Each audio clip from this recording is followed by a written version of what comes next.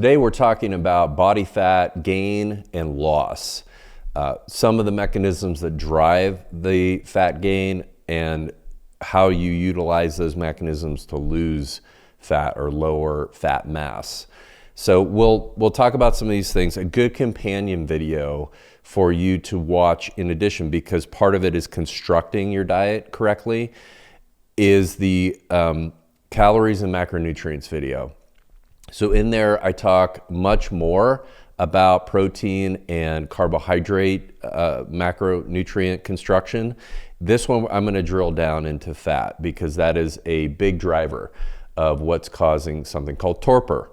And we'll learn about that in this video and some other supplementing strategies that are gonna help you with modifying body composition if that's what you want to do. Let's start with just talking about the different kinds of adipose tissue and what it is that we're actually targeting. We're targeting the white adipose tissue that is both subcutaneous and visceral, so are surrounding the organs in the gut. Now, basically you want to have as low visceral fat as possible, and but what most people see is the subcutaneous fat. And so there are appropriate and healthy amounts of fat that humans need to have. I'll talk about that next. But for now, it's important to understand that adipose tissue, white adipose tissue, is basically energy storage. It's storing triglycerides and it's releasing fatty acids. And you can measure those things in the blood. You get triglycerides as part of a lipid panel, and separately you can order non-esterified fatty acids. And this shows you in large part what's happening with fat mobilization in your body. It's also important to understand that adipose tissue is a hormone signaling tissue, and so it does affect the metabolic rate. I'm not going to be talking about those hormones in this video, but I will be talking about why it's increasing at the population level over time, as now we're at about 42% of Americans being obese, and how you would go about reversing that. So here are images of body fat composition for different people. There's a few ways that you can go about figuring this out for yourself. One is essentially compare yourself to someone in a photo here, whether you're a man or a woman, to see how close you look to a person who's got this body fat percentage. This is sort of the quick and dirty way to do it. But the gold standard way to do it is with a DEXA scan. And this will give you a very precise amount of lean mass and fat mass and where it's located, as well as how much visceral fat you have. So if you're serious about changing your body composition, getting a DEXA scan is actually quite important. You want to see what's moving the needle, and you want to see how much you lower visceral fat over the time that you're doing this work. Healthy body fat percentages for women are typically between 21 and 31%. So that would be like what would be called fitness level and average healthy. So fitness level more like 21 to 24%, and average healthy being 25 to 31%. Over 32% and above is considered obese, and below 21%, you can start to have hormonal problems. And so, you've got a sort of 10% window, 21 to 31%, which is a good target window. For men, it's about 10% lower than that. So a healthy range for men is between 10 and 20% body fat, with 10 to 15% representing an excellent balance of health, leanness, and metabolic activity. Let's talk about torpor. I did mention this in the calories and macronutrients video, but torpor, again, is a state of chronically suppressed metabolic rate. And the reason that this happens is because of the high amounts of linoleic acid in the diet, as well as the high amount of fat relative to the amount of carbs that a person is eating. This in addition to calorically restricting and poor sleep, are all drivers of torpor or metabolic slowdown. A good representation of this is obesity levels rising over the last 50 years. And so, if you look at in the 50s, we had an average obesity rate of 2%, and now we're at about 42%. So it's dramatically different. The first major thing to focus on when you're trying to change body fat is lowering your linoleic acid intake below 5 grams. Now, this is not easy to do because that means total elimination of seed oils. Total. It means moderate usage of avocado oil and olive oil. And it means that you're trying to essentially eat animal fats, coconut oil, and some cacao.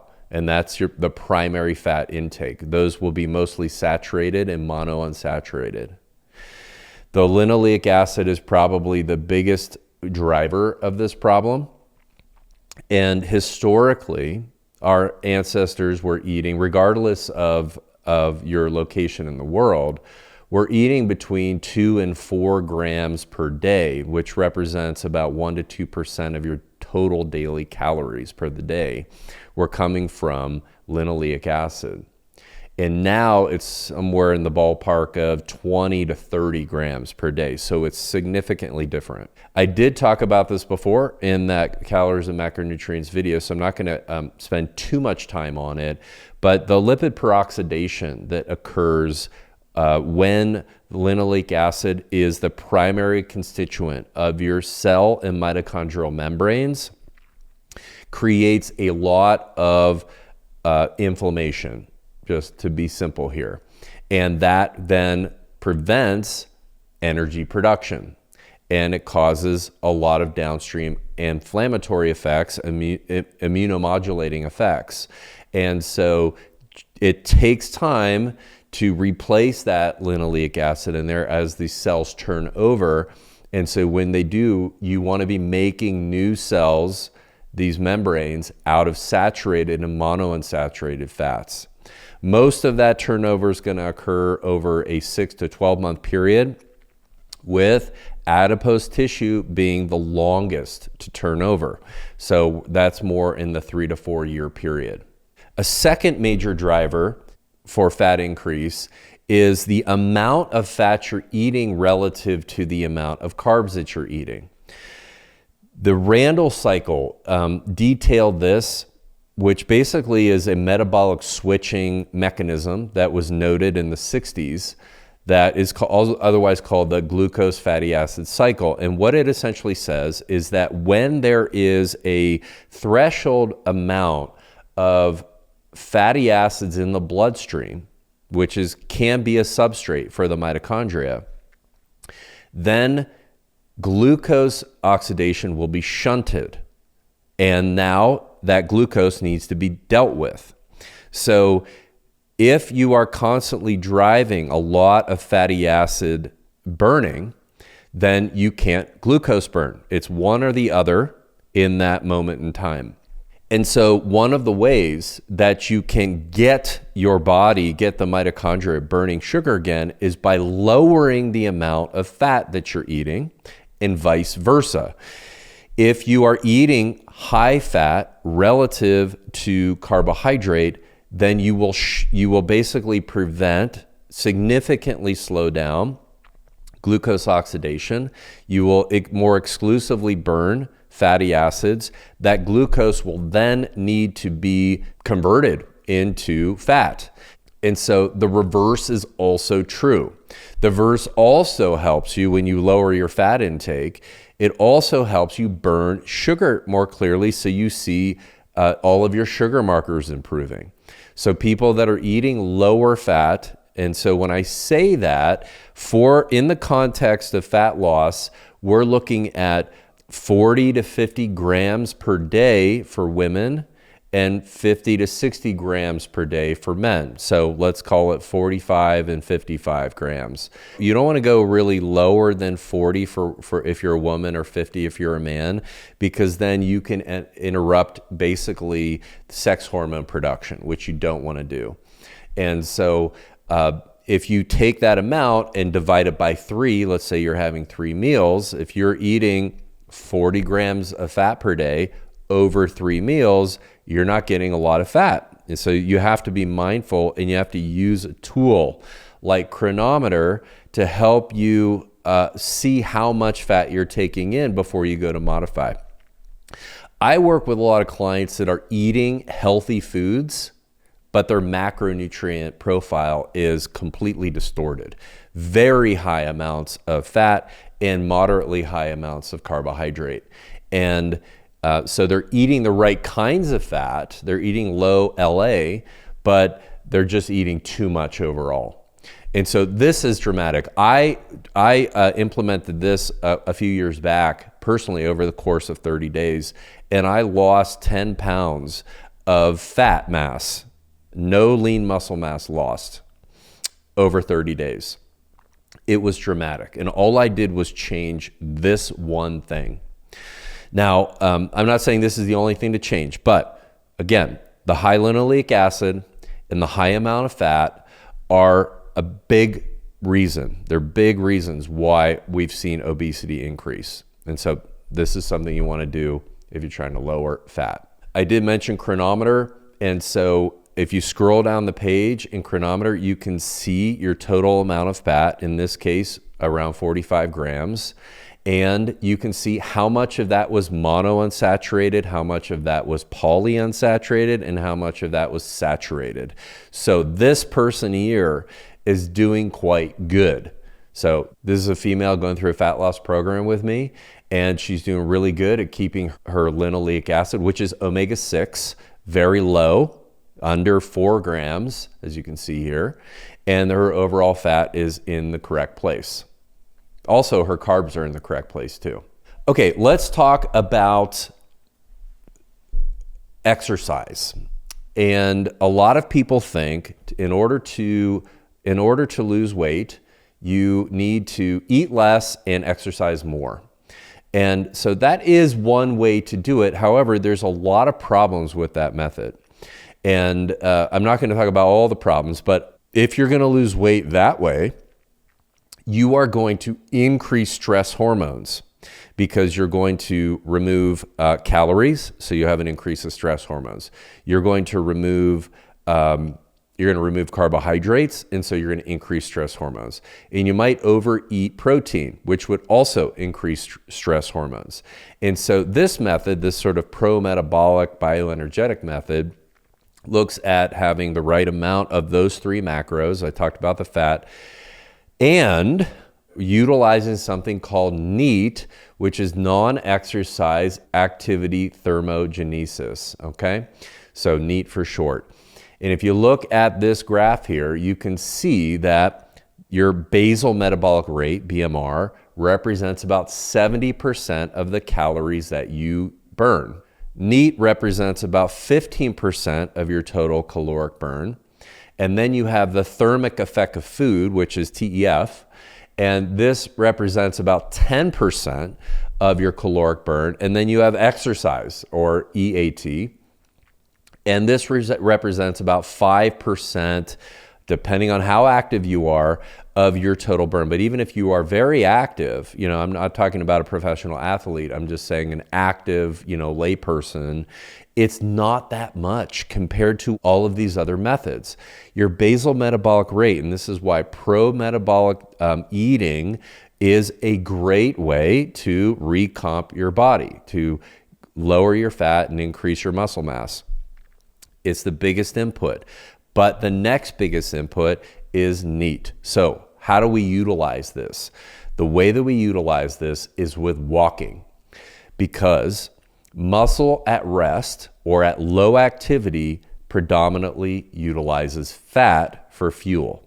When you're active, it predominantly uses glucose. But when you are at low activity level, so this includes fidgeting and just walking around and doing chores and this kind of thing, you're doing a lot of fat burning. So if you can move at a slightly faster pace, like walking, then you can get a very good caloric burn, and it's going to burn predominantly fat.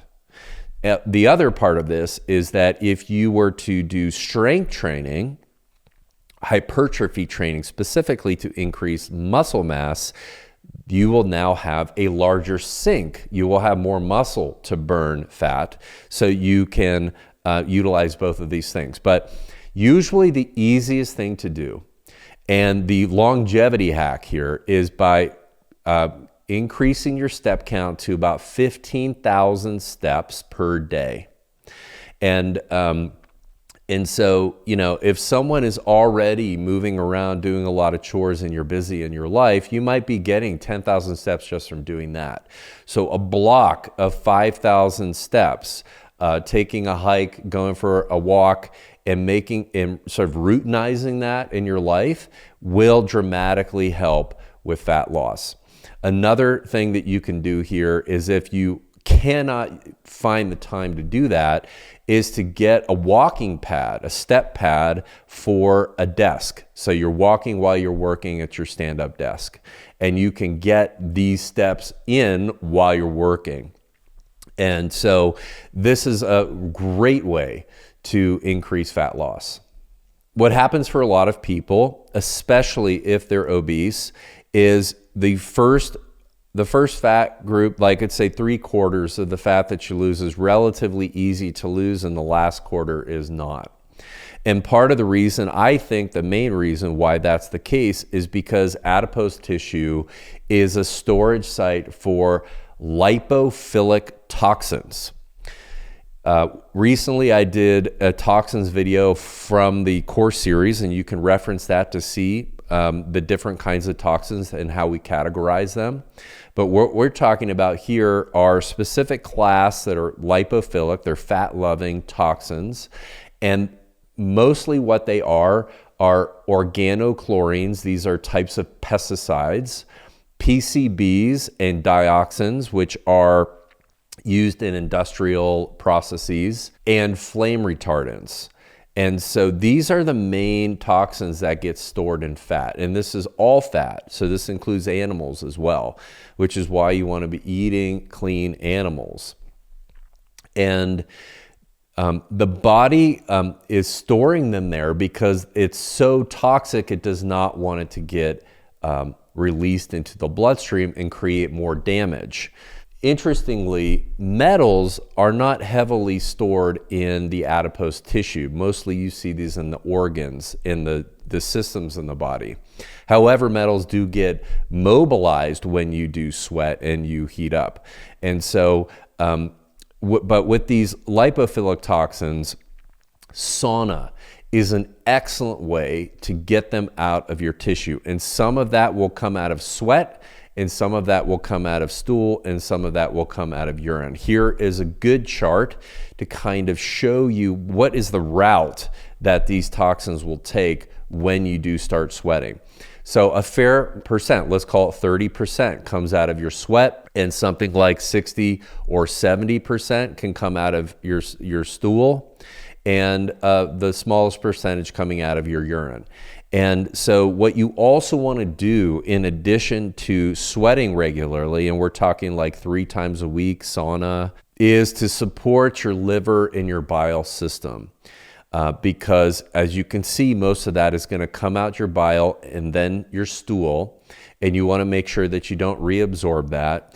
Taking charcoal is an excellent thing to do if you are doing sauna, and you just take it right before you go into the sauna, so that any toxins that you mobilize that do go into the stool can be captured and rendered inert by the charcoal, and you can remove it in your stool. And I had personally noticed when I was going through this process of lowering fat content, that taking charcoal in the sauna, if I didn't do that, I would get detox reactions. So it's a great tool. And then the other thing that you can do to improve bile is take something called TUDCA. which is a constituent of bile acid.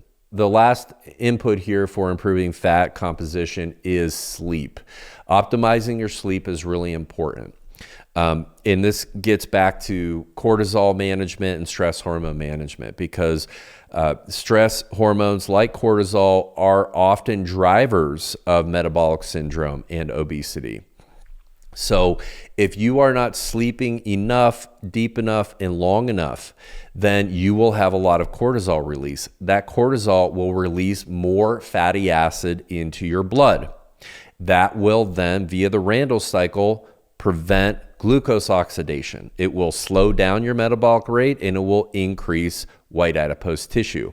So getting good quality sleep and prioritizing it is critical, not just for lowering cortisol, but increasing the youth hormones, progesterone, pregnenolone, testosterone, and DHEA. So how do you do that? Well, one is you reduce your blue light, especially after sundown, and you are very diligent about that. The other is to make sure that you're sleeping in a quiet, cool, and dark, very dark room. And so get the blackout curtains, wear earplugs if you can't control the external noise around you. Find a way to cool down your room. Coming into winter, that's not hard to do. You've set up your sort of sleep chamber in the best way possible. You also want to make sure that you're eating in a bioenergetic way. This means you're eating a large amount of carbohydrate during the day, and you can afford to do that because your fat intake is so low.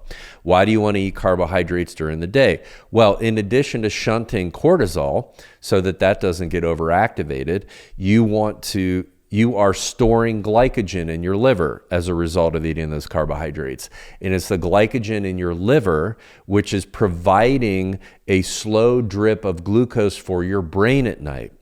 In bioenergetics, we think of sleep as an energy-intensive activity.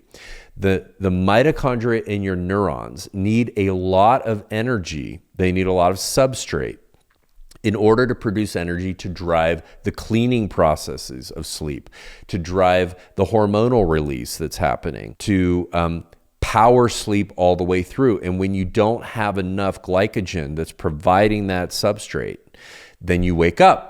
And you wake up because blood sugar dropped and now cortisol rose in response to the blood sugar drop. So if you don't correct that and you're sleeping a lot, you are inhibiting all of the work that you are doing during the day, getting your steps and eating low fat.